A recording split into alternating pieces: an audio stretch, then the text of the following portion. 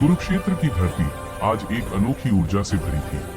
सुबह का सूरज धीरे धीरे क्षितिज पर उग रहा था। हवा में मिट्टी और धूल की गंध थी। घोड़ों की टापें दूर से सुनाई दे रही थीं और सैनिक अपने कवच बांध रहे थे। चारों ओर शंखों की ध्वनि, रथों की गर्जना और धूल के बादल। धरती मानो जानती थी कि आज उस पर इतिहास लिखा जाएगा।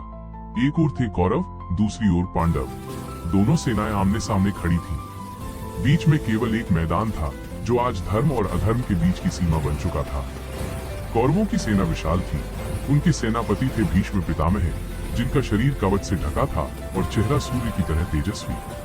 सफेद घोड़ों पर सवार भीष्म अपने रथ में ऐसे खड़े थे जैसे स्वयं काल। उनके पीछे खड़े थे द्रोणाचार्य, कृपाचार्य, कर्ण, अश्वत्थामा, जयद्रथ, दुशासन और दुर्योधन। 11 अक्षौहिणी सेना यानी लाखों योद्धा उनकी शक्ति का प्रतीक थी। पांडव पक्ष की सेना संख्या में कम थी पर आत्मबल में अपार थी। उनके सेनापति थे धृष्टद्युम्न, साथ में भीम, अर्जुन, युधिष्ठिर, नकुल, सहदेव और स्वयं श्री कृष्ण सारथी के रूप में। उनके पास केवल 7 अक्षौहिणी सेना थी, लेकिन उनके साथ धर्म का बल था। सूर्य जब ऊपर उठा, भीष्म पितामह ने अपना विशाल शंख उठाया। उन्होंने जैसे ही उसे फूंका, वो ध्वनि पूरे कुरुक्षेत्र में गूंज गई। उसके बाद द्रोण, कर्ण और अन्य महारथियों ने अपने शंख बजाए। हवा कांप उठी, हाथी चिंघाड़ने लगे, घोड़े हिनहिनाने लगे और सैनिकों में जोश भर गया। फिर श्री कृष्ण ने अपने पांचजन्य शंख में प्राण डाले और अर्जुन ने देवदत्त फूंका। उनकी ध्वनि सुनकर ऐसा लगा जैसे आकाश फट गया हो। युद्ध शुरू होने से पहले अर्जुन ने कहा, माधव, मेरा रथ दोनों सेनाओं के बीच ले चलो ताकि मैं देख सकूं कौन युद्ध के लिए खड़े हैं। कृष्ण ने मुस्कुराते हुए रथ आगे बढ़ाया। रथ धीरे धीरे दोनों सेनाओं के बीच जा रुका। सामने खड़े थे भीष्म, द्रोण और कृपाचार्य। अर्जुन का हृदय कांप गया। उसने धनुष ढीला छोड़ दिया और बोला, माधव, ये मेरे अपने हैं, मैं इन्हें कैसे मारूं? मेरे गुरु, मेरे पितामह, मेरे बंधु, इनकी हत्या कर मैं किस सुख का अधिकारी बनूंगा? मुझसे यह युद्ध नहीं होगा। कृष्ण ने शांत स्वर में कहा, अर्जुन, ये शरीर नश्वर है, आत्मा अमर है। जो जन्मा है वो मरेगा और जो मरा है वह पुनः जन्म लेगा। तू केवल अपना कर्तव्य कर, परिणाम की चिंता मत कर। यह युद्ध केवल शरीरों का नहीं, ये धर्म और अधर्म का युद्ध है। फिर कृष्ण ने गीता का उपदेश दिया, जो युगों युगों तक मानवता के लिए प्रकाश बन गया। उन्होंने कहा, कर्म कर, फल की चिंता मत कर, अपने धर्म का पालन कर, यही तेरा श्रेष्ठ कर्म है। अर्जुन ने कृष्ण की ओर देखा।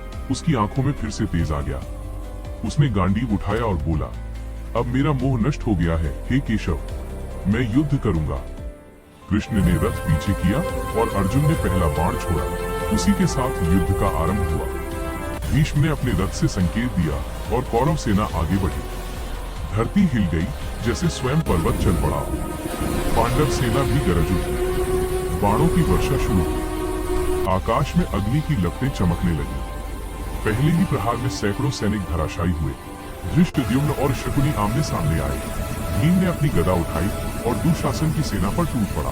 उसका हर प्रहार वज्र के समान था। युद्ध भूमि में शौर्य, रक्त और धूल मिलकर विनाश का दृश्य बना रहे थे। भीष्म पितामह का रूप प्रलय के समान था। उनके बाणों से सैकड़ों पांडव सैनिक गिर रहे थे। उन्होंने अकेले ही एक दल को नष्ट कर दिया। धृष्टद्युम्न उनके सामने आया, पर भीष्म के एक बाण ने उसका ध्वज काट दिया। भीम ने गरजकर कहा, पितामह, आप महान हैं, पर आज भीम पुत्र भी पीछे नहीं हटेगा। पर कृष्ण ने अर्जुन से कहा, अभी नहीं पार्थ, अभी समय नहीं। कृष्ण जानते थे कि भीष्म को आज नहीं मारा जा सकता, क्योंकि उनके पास इच्छा मृत्यु का वरदान था। अर्जुन ने तब भीष्म की ओर धनुष ताना। भीष्म मुस्कुराए, आओ पार्थ, देखूं आज शिष्य कहां तक पहुंचा है। दोनों के बीच बाणों की वर्षा शुरू हुई। आकाश में बिजली की चमक सी फैल गई। भीष्म के बाणों ने अर्जुन के रथ के पहिए तोड़ दिए, पर कृष्ण ने रथ को संभाल लिया। कृष्ण बोले, अर्जुन, यही वो क्षण है जब तेरा धर्म परखा जा रहा है। अर्जुन ने गांडीव उठाया और एक ऐसा बाण छोड़ा जिसने भीष्म के धनुष की डोरी काट दी। भीष्म मुस्कुराए, शाबाश पार्थ, तू सच्चा योद्धा है। फिर उन्होंने नया धनुष उठाया और बाणों की बौछार कर दी। युद्ध चलता रहा जब तक सूर्य पश्चिम में झुक न लगा। संध्या होते ही शंख बजाया गया।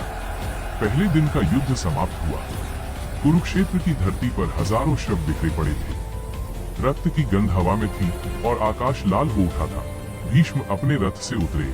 उन्होंने जल अर्पण किया और बोले, धर्मपुत्र, ये तो केवल प्रारंभ है, कल का युद्ध और भी भयानक होगा।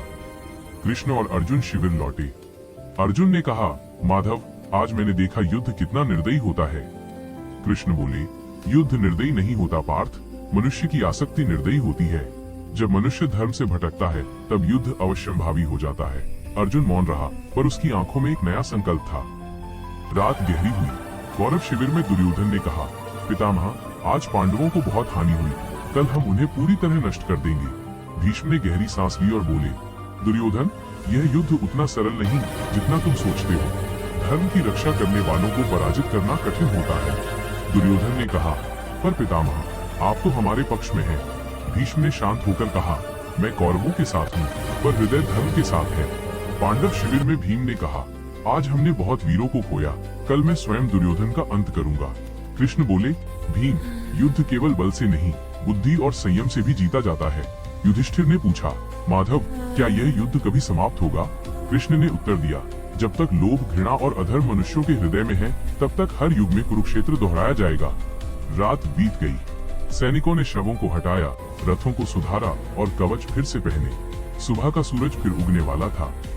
दूसरा दिन और भी भयानक होने वाला था, पर आज भी कुरुक्षेत्र की रेत में पहले दिन की गूंज सुनाई देती है, जब धर्म ने पहली बार अधर्म को चुनौती दी थी। जब अर्जुन ने अपने मोह को त्यागा और कृष्ण ने गीता का अमर संदेश दिया। महाभारत का पहला दिन केवल युद्ध की शुरुआत नहीं था, ये उस क्षण का प्रतीक था जब आत्मा ने शरीर से बड़ा रूप लिया। वो दिन सिखाता है कि कभी कभी धर्म की रक्षा के लिए तलवार उठानी पड़ती है, पर सच्चा योद्धा वही है जो तलवार उठाने से पहले अपने मन के अंधकार को हराता है।